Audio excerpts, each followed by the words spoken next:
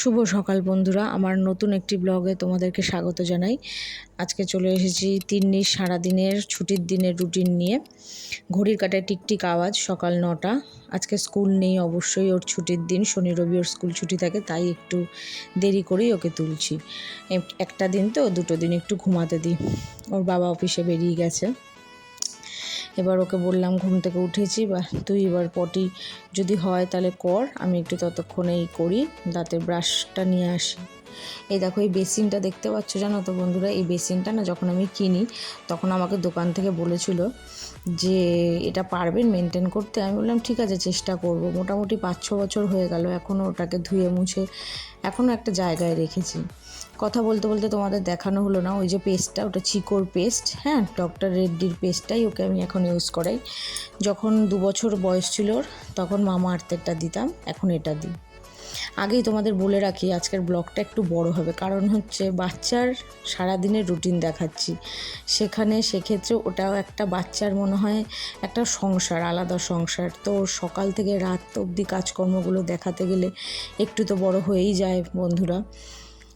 তো তোমরা ভিডিওটা প্লিজ কেউ স্কিপ করো না, কারণ তোমরা যদি স্কিপ করে দেখো তাহলে তোমাদের, আমি যেটা ভেবে তোমাদের এই ব্লগটা শেয়ার করছি, যে আমি যেটা শেয়ার করবো সেটাতে তোমাদের যাতে একটু উপকার হয়, একটু হেল্প হয়। তো ভিডিওটা আশা করি তোমরা যদি পুরোটা দেখো তাহলে ভালো লাগবে। আর ভালো লাগলে একটু বন্ধুরা লাইক অ্যান্ড সাবস্ক্রাইব কিন্তু অবশ্যই করে দিও। সকাল 9:30, মুখ ঠুক ধোয়ানো হয়ে গেছে। এবার চলে এসেছি দেখো দুধ রুটি নিয়ে। ও রুটিটা না আমরা ভিজিয়ে রেখেছিলাম, আমি সবসময় রুটিটা করে ভিজিয়ে রাখি গরম জলে।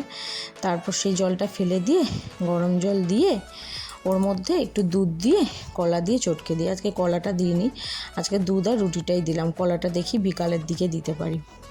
তাই এই দেখো খাওয়াতে বসেছি। একটু নরম হয়ে গেছিলো, নরম করেই দিই, তাহলে ওর গিলতে একটু সুবিধা হয়। কারণ মিক্সিতে তো পেস্ট করে এখন আর দিই না, চিবিয়ে যতটুকুনি খায় বাকিটা গিলে। তাই খাওয়ানোর সময় কত রকম ছলনা করতে লাগে দেখো, এভাবে না ওভাবে, চোখ বন্ধ করে। মোট কথা আমার কাজ হলো খাওয়াটা, ওকে খাওয়াতে হবে, সে যেভাবেই হোক। মোটামুটি দেখো 9:30 থেকে 10:30 বেজে গেল ওকে খাওয়াতে। এবার আমি বললাম এই যে দোলনাটা, আগের ব্লগটা আমি দেখিয়েছিলাম মনে হয় তোমাদের, এই দোলনাটা ওর বাবা যে এনেছিল, বলেছিলাম না লাগাবে, সেই রাতেই ওর বাবা লাগিয়েছিল জানো। তাই আমি চেয়ারটা টেনে দিই ওকে, আমি বলেছি শোন, তুই একা একা এইভাবে উঠতে চেষ্টা করবি না, যদি কেউ সামনে না থাকে এই চেয়ারটা ধরে চেয়ারটাকে বেস করে নিয়ে ওঠার চেষ্টা করবি। কারণ দেখো কে কখন সামনে থাকলো না থাকলো, যদি পড়ে যায়। আমি ওই জন্য ওকে এই বুদ্ধিটা দিয়ে দিয়েছি। হ্যাঁ, বললাম তুই একটু দোল বাবা, ততক্ষণ আমি ঘরে যেটুকুনি কাজকর্ম আছে সেই বাসি কাজকর্মগুলো করে নিই। কিছু জামা কাপড়ও আজকে রয়েছে জানো তো, সেই জামা কাপড়গুলোও আজকে মেশিনে দিয়ে নিতে হবে। বেলা 10:30 হয়ে গেছে, এখন যদি মেশিন চালাই মোটামুটি 1 ঘন্টা তো লাগবেই। 11:30 দেখছি, ভাবছি কিছু জামা কাপড় থাক মেশিনে দিয়ে দেবো, আর বাকি কটা যদি থাকে হাতে কেচে দেবো। বাসি কাজ করে চলে এসেছি, বেলা 11:30। এবার ওকে এই টাইমে রোজই আমি জানো তো লেবুর রস দিই। স্কুল থাকলেও, স্কুল থেকে এসেও এই টাইমে আমি একটু জুস দিই।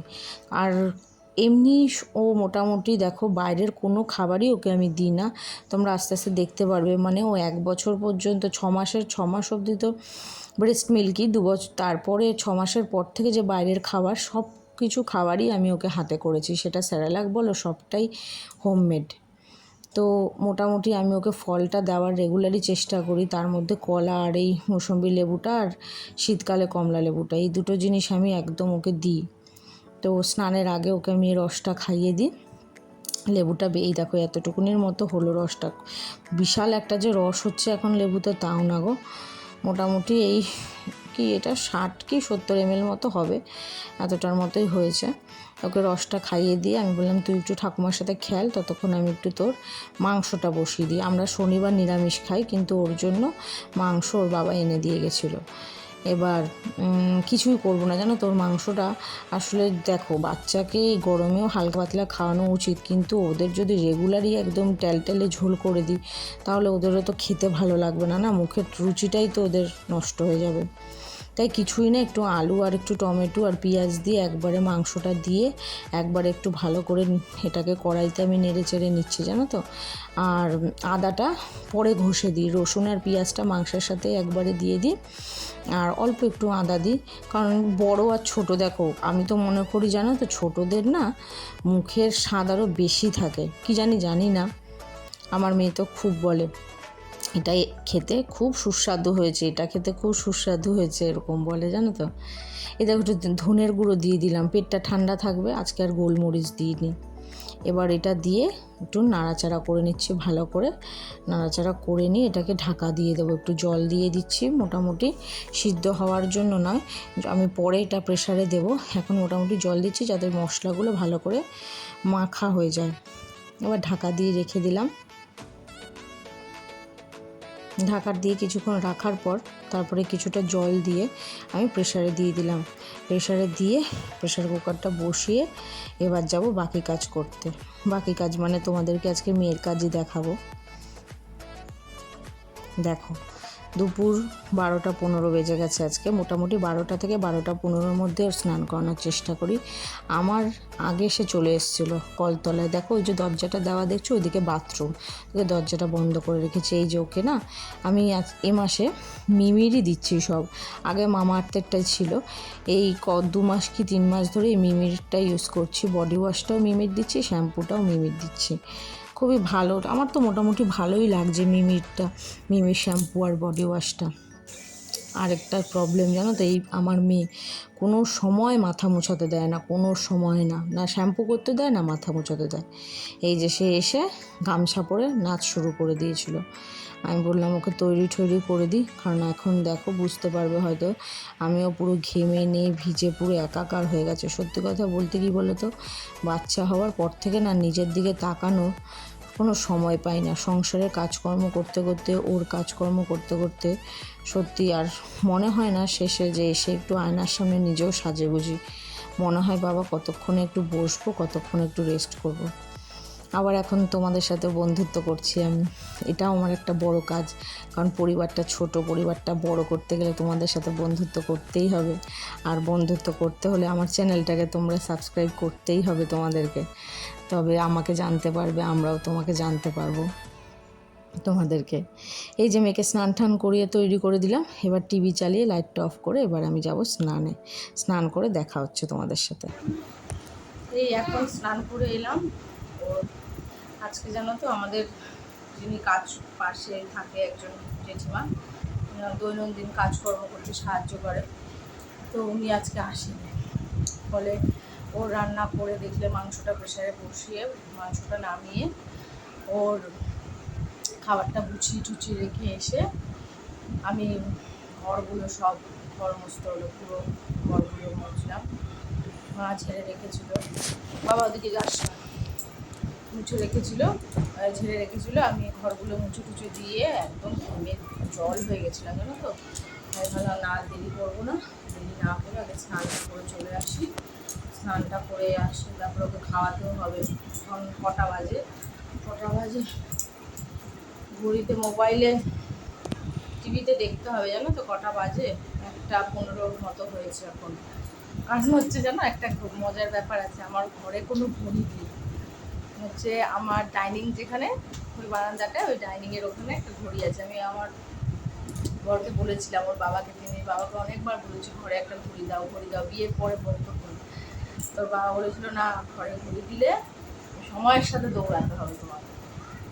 তো তখন সময় শেষই হতো না, সময় ঘড়ির কাটার মনে হচ্ছে ঘুরছেই না 3 দিন হওয়ার আগে। কিন্তু এখন সময়ের সাথে দৌড়ালে কি, সময়ের সাথে মনে হচ্ছে ম্যারাথন দৌড়ে মনে হয় যদি নাম লেখাই সেখানেও মনে হয় জিতে যাবো, এতটাই দৌড়াতে হচ্ছে। তাহলে এখন একটু ঘড়ি না হলে অসুবিধাই হয়, তাও ওর বাবার কথাটা বুঝিয়ে রাখার চেষ্টা করি, ঘরে ঘড়ি দিইনি, লাগাইনি এখনো, এখন ডাইনিংয়ে ঘড়িটা আছে, তাই টিভিটা দেখে তোমাদের বলতে হলো যে কটা বাজে।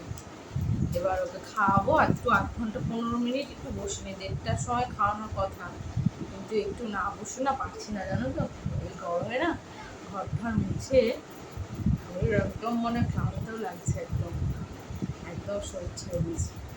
একটু ঘর ঠর মুছে একটু বসে নিই, স্নান টান করেছি, তারপরে ওকে খাওয়াবো, তারপর তোমাকে দেখাবো যে ওকে কী খাওয়াই।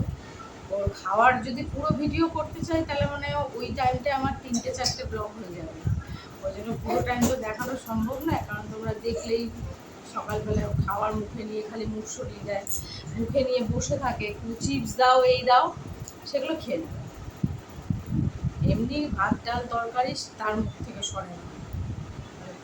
ভাতটা খাওয়াবো, তারপরে দেখাচ্ছি তোমাদের সারাদিনের, তারপরে কি করে না করে, কি খায় না খায়, কীভাবে ওকে নিয়ে থাকি। ঠিক আছে, একটু বসে নি।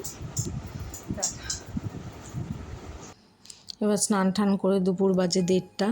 এখন মেয়েকে আজকে কিছুই দিইনি, ওই পাতলা মাংস করে দিয়েছি আর আমের টক, এই দিয়ে একটু ভাত খাওয়াচ্ছি।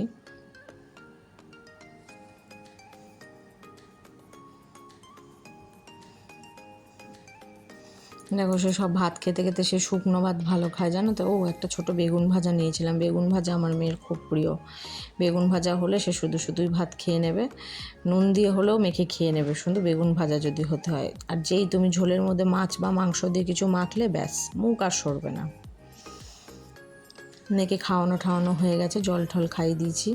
2:50, ওকে খাওয়ার 10 মিনিট বাদে জল ঠল খাওয়াই, তারপরে 15-20 মিনিট বাদে ওকে খাওয়াই হচ্ছে দইটা। 1:30টায় বসেছিলাম, খাওয়াতে খাওয়াতে প্রায় 1:20, 2:20-25 হয়ে গেছে। তারপরে দই ঠই খাইয়ে এখন বাজে 3:15। এখন ওকে ঘুম পাড়ালাম। আসলে রাত্রেবেলা না আমরা পাশে শুইয়ে দিই, বক বক করতে করতে করতে করতে ঘুমিয়ে পড়ে, কিন্তু দুপুরবেলাটায় আমি একটু কোলে নিয়ে ঘুম পাড়িয়ে দিই। কারণ ওকে ঘুম পাড়িয়ে আমার নিজের খাওয়া দাওয়া থাকে, নিজের কাজকর্ম থাকে, ওর এদিকে দেরি হলে আমারও তো দেরি হয়ে যায়। একটা কাজ করেছি আজকে আমি, ওকে খাইয়ে ওই টাইমটায় জল আর দই খাওয়ানোর যে গ্যাপটায়, ওই গ্যাপটায় আমি খেয়ে নিয়েছি। এবার বিকালবেলা ঘুম থেকে উঠলো 5:30টায়, তারপরে তাকে কি দিলাম, ওই যে বললাম কলাটা সকালে দিইনি, একটা কলা দিয়েছিলাম আর একটু খেজুর দিয়েছি, 2টো খেজুর দিয়েছি আর ওই একটা কলা দিয়েছি। এবার বলছে মা আমি হাতে নিয়ে খাবো। আমি বললাম খা। এবার আমি সব কিছুই না ওকে আগে করতে দিই, কারণ আমি সবসময় করে দিই না, কারণ স্কুলে যাবে প্রায় দিন, তো তাহলে টিফিন বাড়ি নিয়ে আসবে।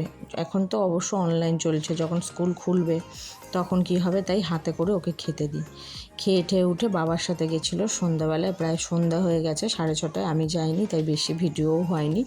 একটু সামনের পার্কে, ওর বাবা বলেছে আমি ওকে নিয়ে ভিডিও করতে পারিনি, ও উঠে যাচ্ছিলো, এদিকে চলে যাচ্ছিলো, ওদিকে চলে যাচ্ছিলো, যতটুকুনি হয়েছে এতটুকুনিতেই শান্তি থাকো।